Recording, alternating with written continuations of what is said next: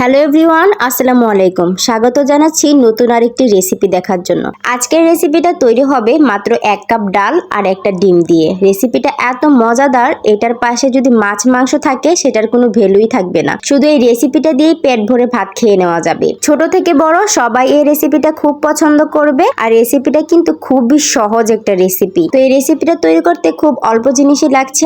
নিয়ে নিচ্ছি আমি এখানে 1 কাপ ডাল আর নিয়ে নিব একটা ডিম। ডালগুলোকে আমি 1 ঘন্টার জন্য ভিজিয়ে রেখে দিব। এখানে আমি 1 কাপ পানি দিয়ে ডালগুলোকে রেখে দিলাম। 1 ঘন্টা পর দেখা যাবে যে ডালগুলো একটু ফুলে ফুলে উঠেছে আর ডালগুলো মোটামুটি একটু নরম হয়ে এসেছে। নখ দিয়ে চাপ দিলেই দেখা যাবে যে ডালগুলো ভেঙে যাচ্ছে। এই পর্যায়ে আসার পরে ডালগুলোকে আমি ভালো করে পরিষ্কার করে ধুয়ে নিব। ধুয়ে নেওয়া হয়ে গেলে একটা ব্লেন্ডারের জারে নিয়ে নিতে হবে। এটাকে সুন্দর স্মুথ একটা ব্লেন্ড করে নিতে হবে। যারা যারা আমার ভিডিওটা দেখছেন অবশ্যই একটা লাইক কমেন্ট করে যাবেন। আর ইউটিউব থেকে দেখে থাকলে অবশ্যই আমার ইউটিউব চ্যানেলটা ফলো করে যাবেন।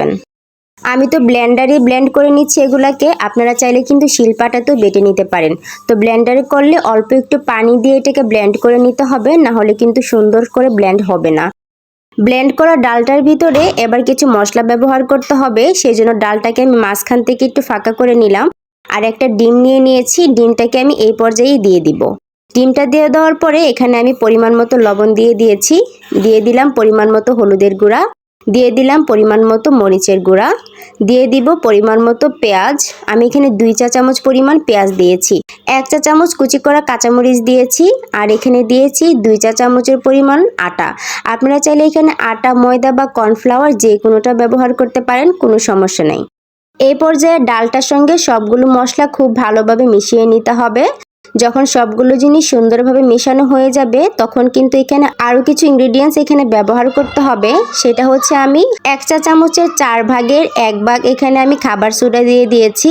দিয়ে দিলাম 2 চা চামচ ধনেপাতা।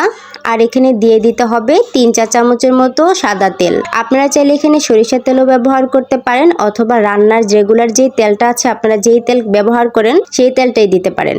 দেওয়ার পরে এটাকে অনেকক্ষণ ফেটিয়ে নিতে হবে খুব ভালোভাবে।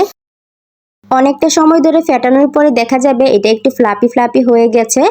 যেহেতু এখানে সোডা ব্যবহার করা হয়েছে, সাথে ডিম ব্যবহার করা হয়েছে, সেজন্য। এই পর্যায়ে ডিম আর ডালের ব্যাটারটা তো আমার একদম পুরোপুরি রেডি। তো আমি চুলায় চলে এসেছি। চুলায় একটা প্যানের ভিতরে আমি ধরেন 3 টেবিল চামচের মতো তেল দিয়ে দিয়েছি।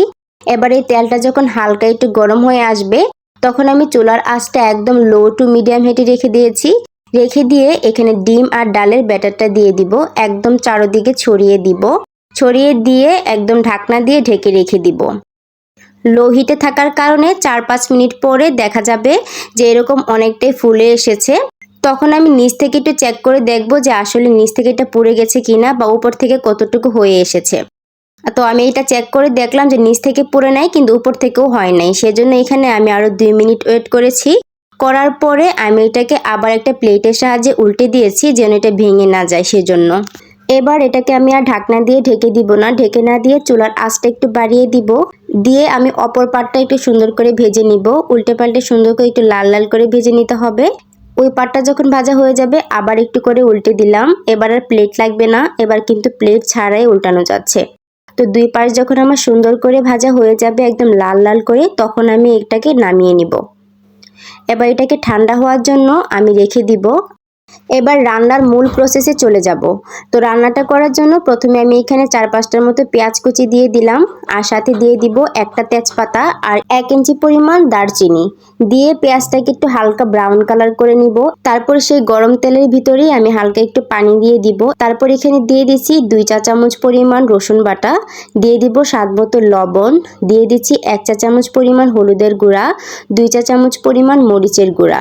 দেওয়ার পরে আমি মশলাটাকে সুন্দর করে নেড়েচেড়ে মিশিয়ে নিচ্ছি। এবার আমি এখানে দিয়ে দিব অল্প একটু জিরা গুঁড়া, কিন্তু জিরা গুঁড়াটা আমার স্কিপ হয়ে গিয়েছে। তারপর এখানে যখন মশলাটা সুন্দর করে কষানো হয়ে যাবে একদম লাল লাল করে, আর তেলটা যখন একটু ভেসে আসবে তখন আমি এখানে একটু টমেটো দিয়ে এটাকে আবারও ঢেকে দিব। ওইদিকে মশলাটা কষাতে কষাতে কিন্তু এদিকে ডিম ডালের পিঠাটাও ঠান্ডা হয়ে গিয়েছে। এবার এটাকে আমি সুন্দর করে সাইজ করে কেটে নিব। প্রথমে আমি এক পাশ থেকে লম্বালম্বি করে কেটে নিলাম, তারপর অপর পাশ থেকে একটু আড়াআড়ি করে কেটে নিলাম যেন দেখতে একটু সুন্দর দেখে সাইজটা। এই যে একটা আমি আপনাদেরকে তুলে দেখাচ্ছি, আমার সাইজগুলো এরকম হয়েছে। আপনারা যদি আরও একটু ঘনত্ব করে দেন তাহলে কিন্তু আরও ঘন হবে। তো আমার কাছে মনে হয় এটাই পারফেক্ট। এবার আবারও চুলায় চলে আসলাম, আর এদিকে আমার টমেটোটাও কিন্তু সেদ্ধ হয়ে গেছে আর মশলাটাও পাশাপাশি সুন্দর করে কষানো হয়ে গেছে। এখন আমি এখানে পরিমাণ মতো ঝোল দিয়ে দিব।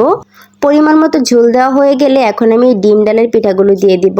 পিঠাগুলো এত মজা ছিল, আমার বাচ্চারা কিন্তু অর্ধেক খেয়ে ফেলছে এমনিতেই, আর বাকি অর্ধেক দিয়ে আমি তরকারিটা রান্না করছি। তো আপনারাও কিন্তু চাইলে এভাবে করে ভেজেও পিঠাটা বানিয়েও খেতে পারেন।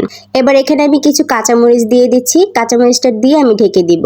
কিছুক্ষণ পর যখন দেখা যাবে তরকারিটা হয়ে এসেছে, মানে আপনি আপনার মন মতো ঝোল রাখবেন। আমি আমার পছন্দ অনুযায়ী ঝোল রেখে এবার আমি ধনেপাতা দিয়ে দিলাম। এবার কিন্তু আমার তরকারিটা একদমই হয়ে এসেছে। তো আপনারাও এভাবে করে তরকারি রান্না করে দেখতে পারেন, অবশ্যই ভালো লাগবে। আর আমার আজকের ভিডিওটা যদি ভালো লেগে যায় অবশ্যই লাইক কমেন্ট ফলো করতে ভুলবেন না। আর ইউটিউব থেকে দেখে থাকলে অবশ্যই চ্যানেলটা সাবস্ক্রাইব করে যাবেন।